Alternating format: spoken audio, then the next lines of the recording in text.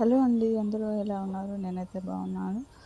ఈ వీడియోలో only main 2 ఇంగ్రీడియెంట్స్‌తో ఇంట్లో ఏవి కూరగాయలు లేవు అనుకున్నప్పుడు మనం ఏదో ఒక కర్రీ చేసుకోవాలనుకుంటాం కదా! సో, మెయిన్ ఇంగ్రీడియెంట్స్ వచ్చేసి ఇందులో ఉల్లిపాయ అండ్ ఎగ్. సో, ఫస్ట్ ఉల్లిపాయలు ఫైన్‌గా కట్ చేసేసుకొని, నేను కొంచెం లావుగానే కట్ చేశాను. ఆయిల్ వేసుకొని ప్యాన్‌లో ఇలా ఉల్లిపాయలు వేసేసి దాంట్లో కొంచెం ఉప్పు వేస్తే తొందరగా ఇదవుతుంది. కొంచెం వేగిన తర్వాత ఇలా పసుపు వేసుకోవాలి. పసుపు తర్వాత మనం కొంచెం రుచికి సరిపడా కారం వేసుకోవాలి. కారం వేసుకున్న తర్వాత అది మొత్తం మిక్స్ అయిపోయేలాగా ఉల్లిపాయలతో బాగా కలుపుకోవాలి. ఓకే, కలుపుకున్న తర్వాత బాగా వేగాలి. ఎందుకంటే ఆ కారం కానీ పసుపు కానీ ఆ ఉల్లిపాయలకి పట్టాలి కదా. అలా కొంచెం వేగిన తర్వాత దాంట్లో నీళ్ళు వేసుకోవాలి. ఎంత నీళ్ళు వేసుకోవాలి అంటే మనకు కోడిగుడ్డు పగలగొట్టి వేసినప్పుడు అది మునగాలి.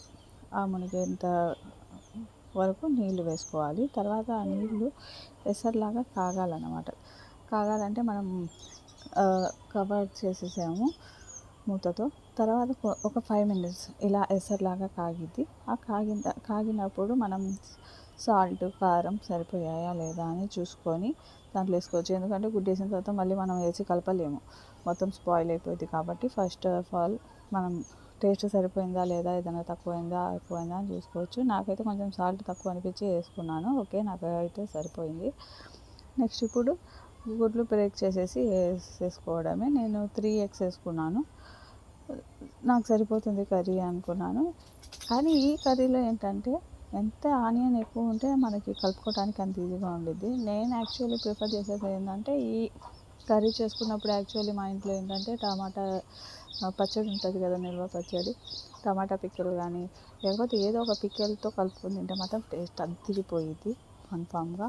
అండ్ కోర్స్ కొంచెం సేపు మూత పెట్టిన తర్వాత ఇలా అయిపోయింది. ఒక సైడ్ ఎగ్ మొత్తం కుక్ అయిపోయింది. ఎగ్ని రివర్స్ చేసుకోవాలన్నమాట. ఇంకో సైడ్కి తిప్పుకొని మళ్ళీ ఇంకొక 5 మినిట్స్ కవర్ చేసేసుకోవాలి.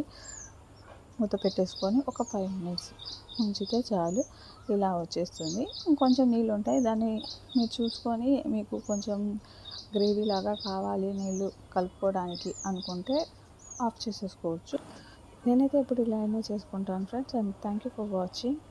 మీరు కూడా కంపల్సరీగా ట్రై చేయండి.